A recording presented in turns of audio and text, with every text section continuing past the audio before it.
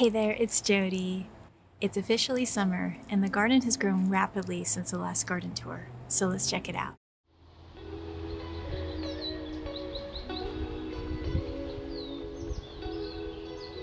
The hothouse was closed for a couple of weeks in June as the nights dipped down into 50 degrees Fahrenheit. Later in the month, it finally showed signs of summer, ranging from 80 to 99 degrees Fahrenheit. And I think this hothouse paid off. After 5 years of pepper harvest in August, I had my first pepper in May. I didn't realize it was a bell pepper forming until I was editing my May garden tour last month. And it's about time to harvest it. I think I'm gonna make an omelet with it. The new plants in the hothouse are okra and banana. I know, I said I wasn't gonna grow any more fruiting tropicals, but somebody gave it to me and I just couldn't refuse. This year I'll have to provide a better location for them while they're in dormancy. And check this out, the hibiscus and sweet potatoes are enjoying the warmth in the hothouse. And above here, there are 2 more hanging pots. I'm experimenting with some hot peppers in them. A lot of hot peppers are known to be smaller in size compared to sweet pepper plants, but if they do get too tall, I'll go ahead and transplant them. One letdown I discovered is the weight of these larger pots. I had every intention of hanging the tomatoes inside, but they're just too heavy. One pot has Baxter Bush tomatoes, and the other variety is Brad's Atomic tomatoes. I think I'm going to have to sweet talk Ryan into throwing a rope over the olive tree in the garden vista. This way I can hang 2 of the pots there. I'm also trying an ancient gardening method this year. An Olla is an unglazed clay pot that is filled with water and buried next to plants. The Olla acts as a reservoir of water, and the plants grow their roots around the bottom of the clay pot to access the water when they need it. The cost of an Olla usually ranges from $30 to $60, but I made my own for about $9. I'm impressed with the results so far, as the plants that have them have more foliage and fruit development. Along Lantern Way, I installed 2 shepherd stakes to provide more growing space with hanging pots. I planted some petunias and calibrachoa inside these pots. I also planted some cosmos in the flower beds below, and of course, they have no trouble stopping me in my tracks to watch them sway in the wind. The foliage on the sunflowers have also captivated me. I keep checking them for buds as I wait for the first sunflower in my garden this year.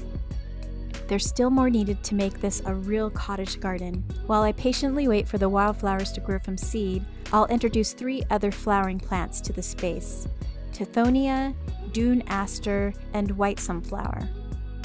Over in the elevated patch, the squash, melons, beans, and cucumbers are doing incredible this year. Some of the other plants that I have here now is flowers and beans.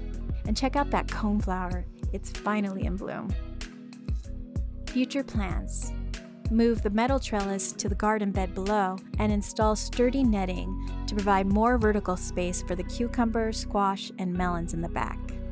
If you recall last month, the boardwalk was neglected while I worked in other areas of the garden, but that changed in June. A variety of plants have moved in, such as tomato, pumpkin, beans, melons, cucumbers, ground cherries, and winter squash. But the highlight is the new blueberry bush. The blueberry variety is called Sharp Blue. Future plans: add a netting that is bird safe, at least until I get some more blueberry plants. Not too much has changed in the garden path, aside from how big the baby artichoke is getting, and the raspberries have some fruit forming. Garden Vale is the area where I have fabric pots. I moved in some lettuce, ground cherry, dill, and squash in the bottom pots. Future plans for this area is to add pumice in replace of the mulch to see if it helps the plants in the vertical pots. The main change in the wildlife area is the solar fountain in the bird bath. I had to purchase another brand because the last one died after a few weeks. The new solar fountain automatically turns off if the water gets too low, and it performs much better in dappled shade. Pot crossing now receives more sunlight since I pruned back the oleander and I pulled out the periwinkle plant, both known to be toxic for humans and pets. Baby redbud tree and sedum have been planted in the area. Along the bridge, there's some petunias and sedum now in the area. I do miss the foliage of the periwinkle in the area. Future plans: more pruning. I noticed one of the cats chewing on some of the foliage coming out of the oleander, so I'm gonna have to prune it back a little bit more. I'll also make some more growing space around the square pots in the dry creek. Dapple Glade is a pollinator garden that is in development. I moved the stepping stones from the garden vista here, and I think it works better because the path is wider. In this garden bed, I planted some lemon balm, alfalfa, sunflowers, and celosia. On the other side, I planted 2 baby dogwood bushes. I also have a lilac plant that is known to be a magnet for butterflies and native bees. Ryan and Daniel built a wood stand to mount the native bee home, which is much sturdier than the way I had it, hanging on a shepherd stake last month. Future plans. Bee fostering. I've decided to get some leafcutter bee cocoons, as I haven't seen that many bees lately. I'll share my journey of fostering them and what type of plants they enjoy the most in my garden, so be sure to check back to see the progress on these little critters. And the final stop at the tour is Shadowvale, an area that gets the least sunlight. I moved in some tomatoes, cucumbers, and squash in the area to see how they do. And that's the latest development since the last garden tour, but there's other plants I have in my garden. I've been working on a new garden series that focuses on everything I'm growing this year. Don't forget to subscribe to receive updates about this new series. In the meantime, I hope this video sparks some inspiration in your own garden. Until next time.